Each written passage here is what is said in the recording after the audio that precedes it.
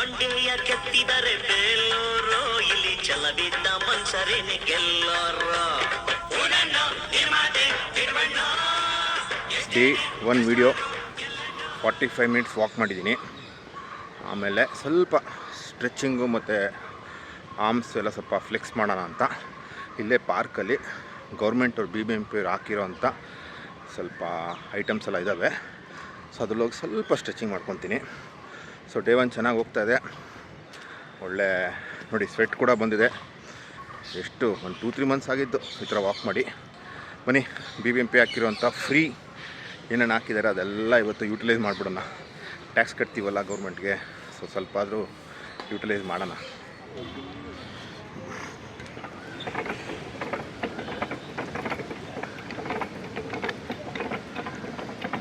ಬ್ರೇಕ್ಫಾಸ್ಟ್ಗೆ ರಾಗಿ ಗಂಜಿ ಮಾಡ್ಕೊತಾ ಇದ್ದೀನಿ.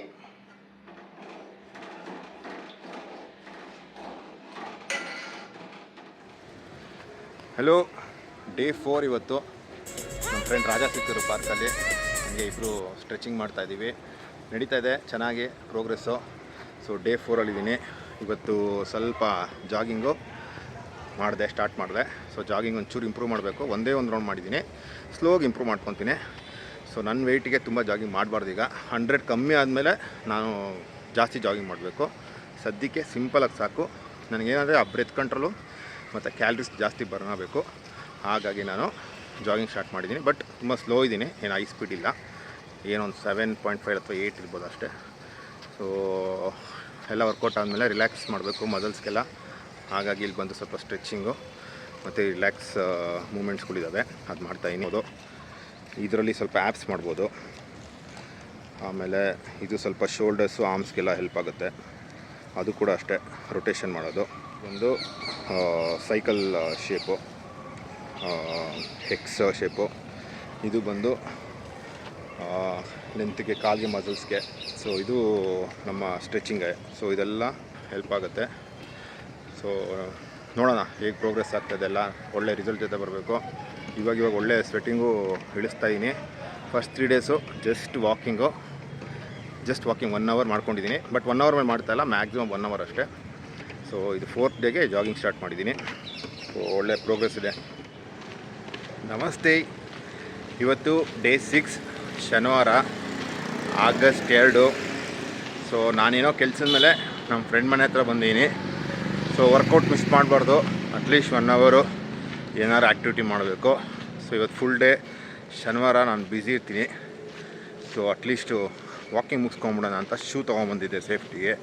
ಸೊ ಎದ್ದು ನಮ್ಮ ಫ್ರೆಂಡ್ ಏರಿಯಾದಲ್ಲೇ ವಾಕಿಂಗ್ ಹೋಗ್ತಾಯಿದ್ದೀನಿ. ಇಷ್ಟೇ ಸಿಂಪಲ್.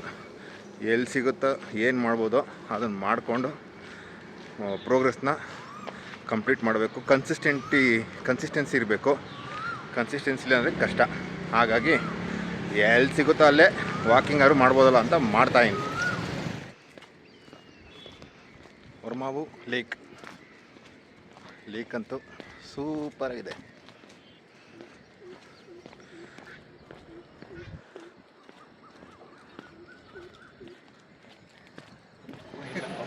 ಕೊನೆ 10 ನಿಮಿಷ ಶೆಟ್ಲ್ಗೆ ಕಾಡ್ಬಿಟ್ಟಿದ್ದೀವಿ ಇವತ್ತು ನಮ್ಮ ಸಾಗರ್ ಜೊತೆ. ಏನೇನು ಸಿಗುತ್ತೋ ಎಲ್ಲ ಮಾಡ್ತಾಯಿದ್ದೀನಿ. ಅದು ಇದು ಅಂತೇನಿಲ್ಲ, ಸಣ್ಣ ಬೇಕಷ್ಟೇ. ಇವಾಗ ಹೆಂಗಾದ್ರೂ ಸರಿ, ಓಡು, ಆಡು, ಮಲಗು, ಏನೋ ಮಾಡು, ತಿನ್ಬೇಡ ಅಷ್ಟೇ. ಓಕೆ, ಸಿಯೋ. ಡೇ 8 ಎಲ್ಲ ಸೂಪರಾಗಿ ನಡೀತಾ ಇದೆ. ಎಕ್ಸಸೈಸು, ಡಯಟು ಎಲ್ಲ. ಡಯಟ್ ಅಂದರೆ ಮನೆ ಊಟ. ಇವತ್ತು ಸ್ಪೆಷಲು ಚಪಾತಿಗೆ ಪನ್ನೀರ್ ಬಟರ್ ಮಸಾಲ.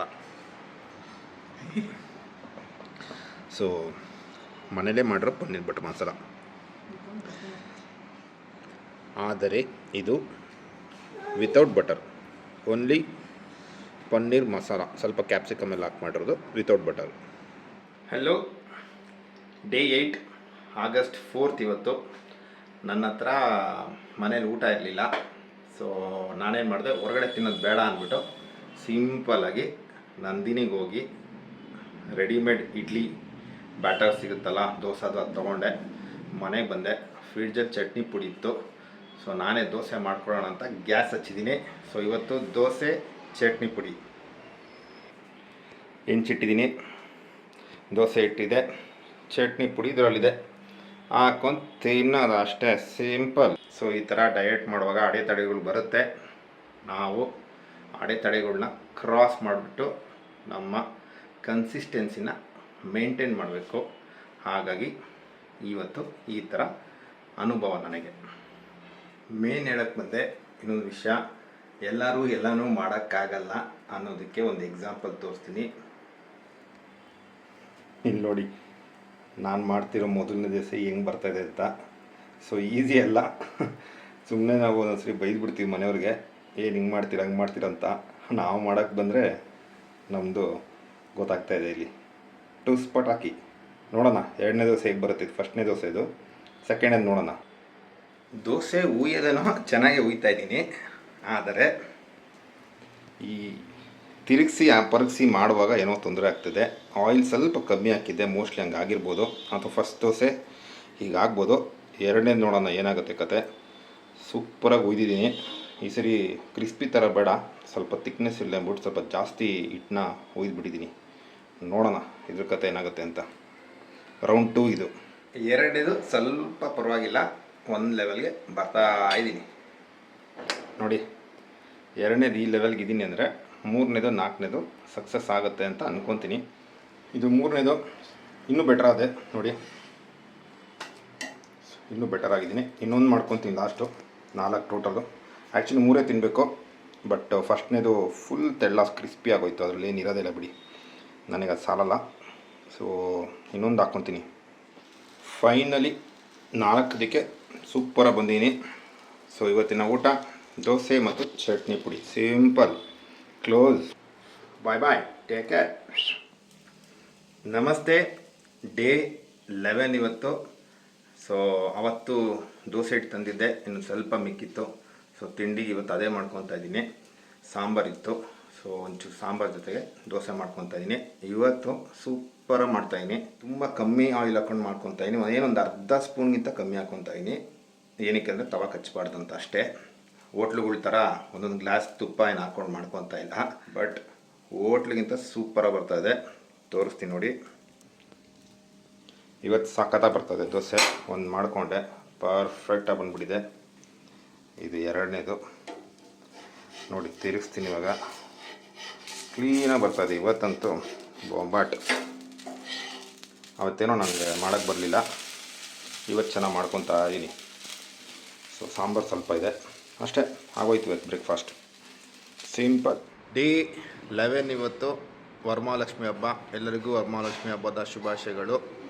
ಡಯಟು ಮಾಡಬೇಕು, ಆದರೆ ಮನೆ ಊಟ ಆಗಿರೋದ್ರಿಂದ ಏನಂತೇನು ತೊಂದರೆ ಇಲ್ಲ. ಹೊರಗಡೆ ತಿನ್ನೋದಾದರೆ ಟೆನ್ಷನು, ಅದಕ್ಕೆ ಆಯಿಲ್ ಜಾಸ್ತಿ ಹಾಕಿರ್ತಾರೆ ಅದು ಇದು ಅಂತ. ಮನೆ ಊಟ ಆಗಿರೋದ್ರಿಂದ ಏನು ಟೆನ್ಷನ್ ಇಲ್ಲ. ಸಿಂಪಲ್. 2 ಒಬ್ಬಟ್ಟು, ಸ್ವಲ್ಪ ಚಿತ್ರಾನ್ನ, ಏನೂ ಆಗಲ್ಲ. ಮನೆ ಊಟ ತಿನ್ಕೊಂಡು ಮಾಡ್ತಿರೋದ್ರಿಂದ ನೋ ಟೆನ್ಷನ್. ಹಲೋ, ಇವತ್ತು ಡೇ 14. ಸೊ ವರ್ಕೌಟು ಡಯಟು ಎಲ್ಲ ಚೆನ್ನಾಗಿ ನಡೀತಾ ಇದೆ. ಇವತ್ತು ನಮ್ಮ ವೈಫು ಸ್ಪೆಷಲಾಗಿ ನುಗ್ಗೆಕಾಯಲ್ಲಿ ಒಂದು ಸೂಪ್ ಮಾಡಿದ್ದಾರೆ. ಸೊ ಅದನ್ನು ಕುಡಿತಾ ಇದ್ದೀನಿ. ಅದು ವ್ಲಾಗ್ ಮಾಡಬೇಕಿತ್ತು, ಬಟ್ ಮಾಡ್ಕೊಳ್ಳಲಿಲ್ಲ, ಬ್ಯುಸಿ ಇದ್ದೆ. ನೆಕ್ಸ್ಟ್ ಟೈಮ್ ಅವಲರು ಮಾಡಿದಾಗ ತೋರಿಸ್ತೀನಿ ನೋಡಿ. ಇದೇ ನುಗ್ಗೆಕಾಯಿನ ಸೂಪ್.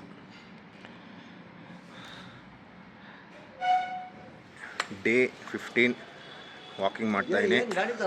ಹೆವಿ ಮಳೆ ಇತ್ತು, ಹಾಗಾಗಿ ರೋಡಲ್ಲೇ ಮಾಡ್ತಾಯಿದ್ದೀನಿ. ವಾಕಿಂಗ್ ಮುಗಿಸ್ಕೊಂಡು ನಮ್ಮ ತಾತವ್ರ ಜೊತೆ ಸ್ಲೋ ವಾಕ್ ಮಾಡ್ತಾಯಿದ್ದೀನಿ. ಒಳ್ಳೆ ಡ್ರಿಸಲ್ ಮಳೆ ಇವತ್ತು, ಒಳ್ಳೆ ಕೂರ್ಗ್ ವೆದರು, ಸೂಪರಾಗಿದೆ. ಆರಾಮಾಗಿ ನಿಧಾನಕ್ಕೆ ವಾಕ್ ಮಾಡ್ಕೊಂಡು ಹೋಗ್ತಾಯಿದ್ದೀನಿ. ರಿಲ್ಯಾಕ್ಸು, ಫುಲ್ 1 ಅವರ್ ವಾಕ್ ಆದಮೇಲೆ slow walk, relax. Hello, day 19 ಇವತ್ತು, ಆಗಸ್ಟ್ 17. ಸೊ 20 ಡೇಸ್ ಕಂಪ್ಲೀಟ್ ಆಗಿದೆ. ಜುಲೈ 28 ಸ್ಟಾರ್ಟ್ ಮಾಡಿದ್ದು ನಾನು. ಸೊ ಇವತ್ತು ಹೋಗಿ ವೆಯ್ಟ್ ಚೆಕ್ ಮಾಡೋಣ ಅಂತ ಹೋಗ್ತಾಯಿದ್ದೀನಿ. 18 ಮಾಡಬೇಕಿತ್ತು, ಬಟ್ ಸಂಡೇ ಆಗಿರೋದ್ರಿಂದ ಇವತ್ತೇ ಮಾಡಿಬಿಡೋಣ ಅಂತ ಹೋಗ್ತಾಯಿದ್ದೀನಿ. ನೋಡೋಣ ಏನು ರಿಸಲ್ಟ್ ಬಂದಿದೆ ಅಂತ. ನನಗೂ ಕ್ಯೂರಿಯಾಸಿಟಿ ಮತ್ತು ಒಂಥರ ಆತಂಕನೂ ಇದೆ.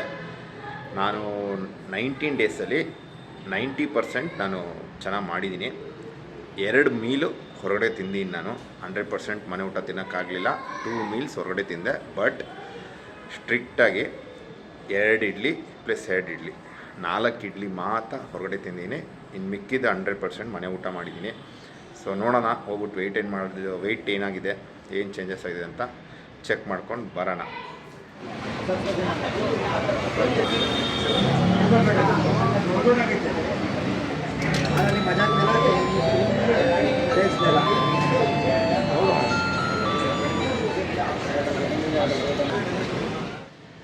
ನಮ್ಮ ಪ್ರಯತ್ನ ಸಕ್ಸಸ್. ಸೊ ನಾನೇನು ಎಕ್ಸ್ಟ್ರಾಡಿನರಿ ಮಾಡಿಲ್ಲ, ವೆರಿ ಸಿಂಪಲ್ ಹೆಲ್ತಿ ಪ್ಲ್ಯಾನ್ ಇದು. ಏನು ಮಾಡಿದೆ ಅಂದರೆ 2 ಕೆಲಸ ಮಾಡಿದ್ದು. ಮೊದಲನೇದು ಹೊರಗಡೆ ಊಟ 100% ಬಿಟ್ಟಿದ್ದು. 2ನೇದು ಸಿಂಪಲ್ 1 ಅವರ್ ವರ್ಕೌಟು. ಆ 1 ಅವರಲ್ಲಿ ವಾಕಿಂಗು, ಸ್ವಲ್ಪ ಜಾಗಿಂಗ್ ಮಾಡ್ತಾಯಿದ್ದೆ, ಸ್ವಲ್ಪ ಒಂದು ಅರ್ಧ ಕಿಲೋಮೀಟ್ರು ಇಲ್ಲ 1 ರೌಂಡ್ ಅಷ್ಟೇ, ಯಾಕಂದರೆ ಅಷ್ಟೇ ಮಾಡ್ತಿದ್ದೆ ಸಾಕು ಅಂತ. ಅದು ಬಿಟ್ಟರೆ ಇನ್ನೇನು ಮಾಡಿಲ್ಲ. ಬಟ್ ಸ್ಟ್ರಿಕ್ಟಾಗಿ ಹೊರಗಡೆ ತಿನ್ನೋಕ್ಕೆ ಹೋಗಿಲ್ಲ. ನಾನು ಹೇಳ್ದಂಗೆ 2 ಮೀಲ್ ತಿಂದೆ, 2 ಇಡ್ಲಿ, 4 ಇಡ್ಲಿ ತಿಂದಿದ್ದೀನಿ ಟೋಟಲ್ 20 ಡೇಸಲ್ಲಿ. ಸೊ 118.2 ಇದ್ದೆ, ಇವಾಗ 111.2 ಇದ್ದೀನಿ. 7 kg ಕಮ್ಮಿ ಆಗಿದ್ದೀನಿ. ಸೊ ನೆಕ್ಸ್ಟ್ 20 ಡೇಸ್ ಕಂಟಿನ್ಯೂ ಮಾಡ್ತೀನಿ. ಸೊ ನೆಕ್ಸ್ಟು ಸ್ಟೇಜ್ 2 ಸ್ಟಾರ್ಟ್ ಆಗುತ್ತೆ ನಾಳೆಯಿಂದ. ಸೊ ನೆಕ್ಸ್ಟ್ ವಿಡಿಯೋ ನಾನು ನಿಮಗೆ ಸೆಪ್ಟೆಂಬರ್ 8ಕ್ಕೆ ಏನು ವೆಯ್ಟ್ ಲಾಸ್ ಆಗಿದ್ದೀನಿ ಅಂತ ಅಪ್ಡೇಟ್ ಜೊತೆ ಬರ್ತೀನಿ. ಸೊ ಇಲ್ಲಿ ನೆಕ್ಸ್ಟ್ ಸೇಮ್ ಕಂಟಿನ್ಯೂ ಮಾಡ್ತೀನಿ, ಏನು ಚೇಂಜಸ್ ಮಾಡೋಕ್ಕೋಗಲ್ಲ ಸದ್ಯಕ್ಕೆ. ಸೊ ನೋಡೋಣ ನೆಕ್ಸ್ಟು ಸೆಪ್ಟೆಂಬರ್ 8ಗೆ ಎಷ್ಟು ವೆಯ್ಟ್ ಲಾಸ್ ಆಗಿರ್ಬೋದು ಅಂದ್ಬಿಟ್ಟು. ಸೊ ಅಲ್ಲಿವರೆಗೂ ನಂದು ಬೇರೆ ಬೇರೆ ವೀಡಿಯೋಸ್ ಬರ್ತಾ ಇರುತ್ತೆ, ಎಲ್ಲರೂ ನೋಡ್ತಾಯಿರಿ, ಸಪೋರ್ಟ್ ಮಾಡಿ ಅಂತ ಹೇಳ್ತಾ ಈ ನನ್ನ healthy weight loss and health transformation ವೀಡಿಯೋನ ನಾನು ಇಲ್ಲಿಗೆ ಎಂಡ್ ಮಾಡ್ತಾಯಿದ್ದೀನಿ. ಸೊ ನನ್ನ ಕಾನ್ಸೆಪ್ಟ್ ಏನು ಅಂದರೆ ವೆಯ್ಟ್ ಲಾಸ್ ಆಗ್ಬಿಟ್ಟು ಏನೋ ಅಚೀವ್ ಮಾಡಬೇಕಂತಲ್ಲ, ಫಿಟ್ಟಾಗಿರಬೇಕು, ಹೆಲ್ತಿಯಾಗಿರಬೇಕು, ಒಳ್ಳೆ ನಿದ್ದೆ ಮಾಡಬೇಕು, ಎನರ್ಜಿ ಇರಬೇಕು, ಆಮೇಲೆ ಸ್ಟ್ಯಾಮಿನಾ ಇರಬೇಕು. ಇದೇ ಇಂಪಾರ್ಟೆಂಟ್ ಅಂತ ಹೇಳಿ ಇದನ್ನು ಮಾಡ್ತಾ ಇರೋದು. ಸೊ ಚೆನ್ನಾಗಿ ನಡೀತಾ ಇದೆ, ಕಂಟಿನ್ಯೂ ಮಾಡ್ತೀನಿ. ಸೊ ನೆಕ್ಸ್ಟ್ ವೀಡಿಯೋಲಿ ಸಿಗೋಣ. ಎಲ್ಲರಿಗೂ ಟಾಟಾ, ಬಾಯ್ ಬಾಯ್.